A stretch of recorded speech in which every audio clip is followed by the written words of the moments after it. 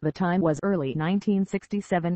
The place a crowded square over a body of water on a narrow bridge in downtown Saigon. The 19-year-old American Army gun jeep commander in the 199th Light Infantry Brigade stood at his post in the rear of the vehicle. Both he and the driver wore .45 caliber pistols and carried M-16 rifles besides the pistols and rifles. The Americans also had an M-79 grenade launcher on the floorboards of the jeep, covered with heavy sandbags in case the vehicle hit a Vietcong landmine. The jeep's principal weaponry that day was the deadly United States Army standard issue M-60 machine gun, which like the M14 rifle fired the basic NATO round of 762mm ammunition with the exception of the 1911 introduced .45. The other three weapons had been brought into the NATO arsenal at about the same time.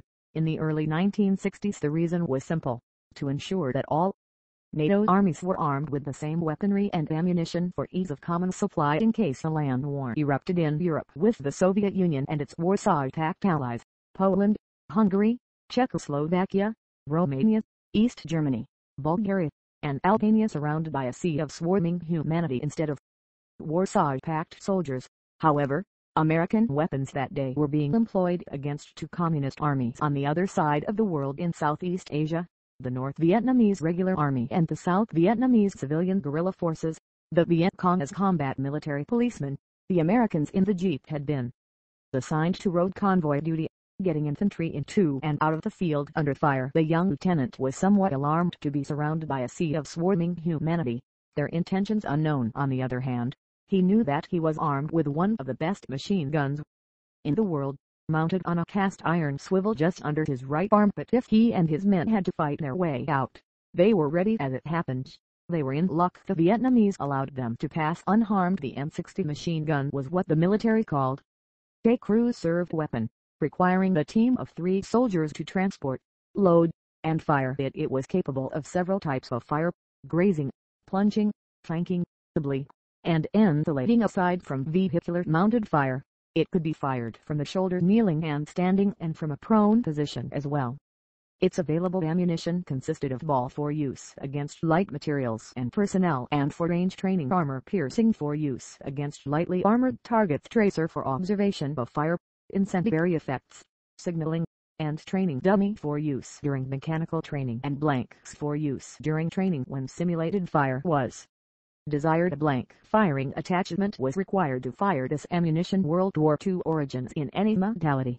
The M-60 machine gun was a fearsome weapon of great potency. Like other weapons in the American military inventory, the M-60 General Purpose Machine Gun (GPMG) began its evolution at the end of World War II. The Allies had been impressed with the flexibility provided by the German GPMGs, and the American M-60 incorporated a modified feed mechanism based on that of the German milligrams 42, with the operating mechanism of the EFG-42 assault rifle. The initial version of the M-60 was officially adopted by the U.S. Army in 1957. Eventually, the M-60 would go on to replace both the Browning light and heavy machine guns in the American arsenal, with its initial prototype being the T-44. Its feed mechanism was bettered with 2 more variants until the T-161 was produced and was introduced into the U.S. Armory as the M-60 GPMG. It could be used in both a bipod configuration for rapidly advancing infantry on the move or for defense when mounted on a M112 tripod as a heavy machine gun. Some drawbacks to the design: the M-60 was 42 inches long and weighed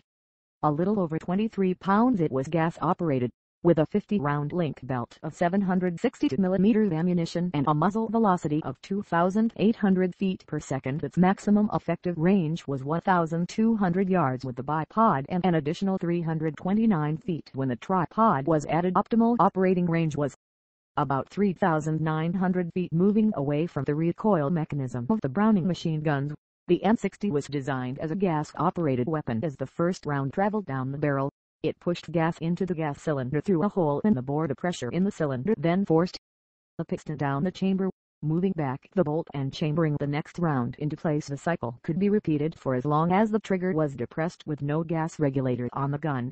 However, there were drawbacks to the mechanism. Accumulated dirt or dust could slow down the piston and result in the M-60 jamming or running away, continuing to fire even when the finger was removed from the trigger. This could prove unnerving during the heat of battle, when the assistant M-60 gunner would be forced to hold onto the ammunition belt manually to stop it from feeding. One distinctive feature of the M-60 was the chromium-plated barrel and satellite liners for the first 6 inches along the muzzle from the chamber. The non-ferrous lining considerably increased the lifespan of each barrel, although there were complaints that the barrel was heavy, used in every conceivable role in Vietnam.